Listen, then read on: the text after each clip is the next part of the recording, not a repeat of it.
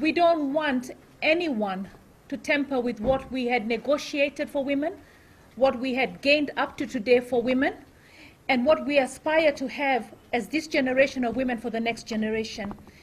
When we hear that Senate is going to have 47 women, so 1 woman, 1 man, we're very happy, that's a gain. But when we hear that the women reps in the National Assembly will be scrapped, then that is not a gain. That is not what we ask for. We don't want to lose anything that we already have. Can you imagine a National Assembly that has no women? And yet that is where legislation for 70% of the government's funding, the executive, is spent. We will not have money to do anything that we need to do to advance women. We're 50% women, 50% men. So we're saying that whatever we have as women today that has been fought for by sweat and blood by women before us, we are not going to accept if it's lost. So we want to support the BBI because we felt it would solve the problems that we encountered as women in terms of trying to get the 2/3 gender bill in the National Assembly. There's another area that I also feel that, and we hope that the BBI would have solved, is the parties, the political parties.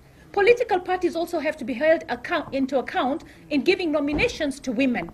Because where they give women the tickets, the women are then able to advance into leadership.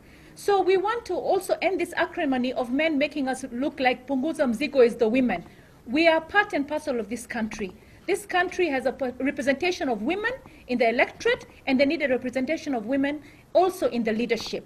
And we hope that also on those very top seats, that we will, the deputies, we will have at least 2. And what we're hearing is that maybe out of the 5 we will have 1. No, we would like 2.